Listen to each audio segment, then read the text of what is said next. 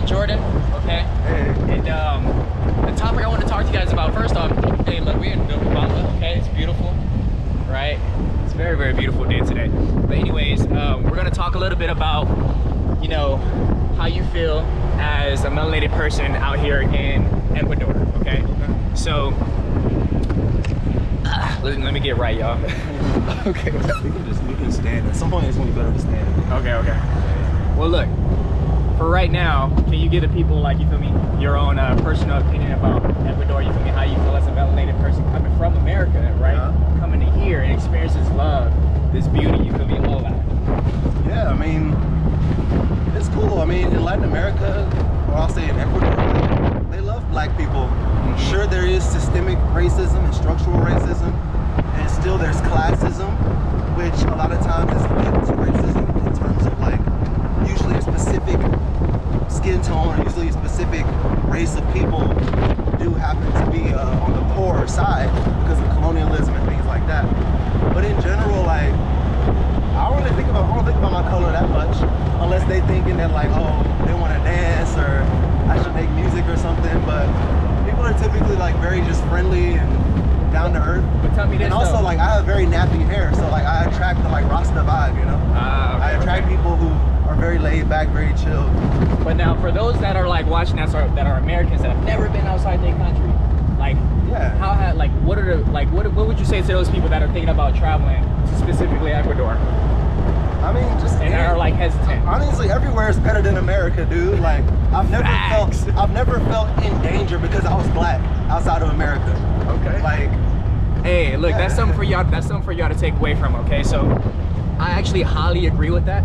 Yeah. So for me, you know, it was like, you know, as most people probably have experienced. You feel me? I've experienced some racism. You feel me? I've experienced like unfairness and all that. You know. Profiling. Yeah, and then not even to mention like the finances, like how expensive it is out there in America. So, you know, I just want to, you know, let everybody know, look, this is a beautiful place, you feel me? You can come here, have a good time, you feel me? Tap into your heart space, you feel me? Get a real sense of peace, you feel me? A real, like, good escape if you wanted to, right? Yeah, there's a lot of connection here, you know? First time ever coming here, it was beautiful, you know? So, yeah, with that being said, this is how I feel, and this is how my brother Jordan feels. And he's actually been traveling longer than me when it comes to like outside of, you know, America and like digital, being like a digital nomad. So yeah. Like 6 years. Yeah. So with this being said, man, look, if you're watching this and you're melanated and you're from like America, travel, man. Just travel, okay? Just go there, get the experience. Yeah, just see for yourself. Don't even take our word for it. Yeah. Like, instead of asking like, what's the risk of coming to this place and that place, ask yourself, what's the risk of staying where you are? Facts. What's the risk of like not knowing for yourself how it feels to be in a different country, to be around different people? Like, the world is different than America. Everybody's not so fucking stressed out, excuse me, that stressed out, and it's just different, man. I don't know, I haven't even lived in America in a couple years, and I wouldn't want to. And from the way that people talk about their experiences as Americans travel, it's like we already have a stereotype of being a little bit more like, you know, narcissistic and condescending and all those things.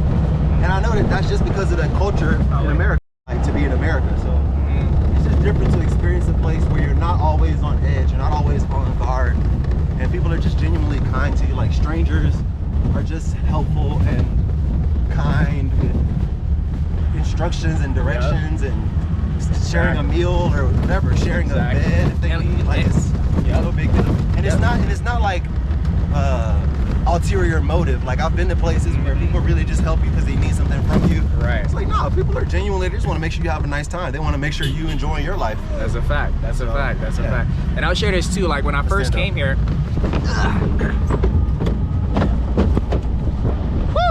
this is better. It gets comfier, that's all. Yeah. All right, well, like, I'll say this. So, like, when I first came here, I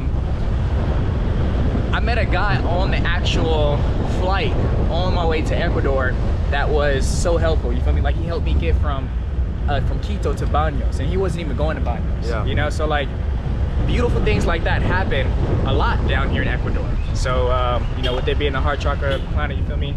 and just, you know, so much abundance of like nature. Like, what can you expect for people to, you know, like act like in a place like this? So like, it's almost expected, you know? So with that being said, man, hope you guys like this video. Comment, subscribe, you feel me? And let me know your thoughts about, you know, traveling as a melanated person, if you have or if you have not. Yeah, let me know some places that, you know, you think I should go to next and that you really had a good time in, you know, so that way I can, you know, get a sense of like, you know, what it's like in different places around the world. So, all right, y'all. Anything to say, Jordan? Yeah, live long, travel, see the world, get outside your comfort zone, and you'll be pleasantly surprised at the rewards that the universe will bring your way. Exactly. All right, y'all. Peace.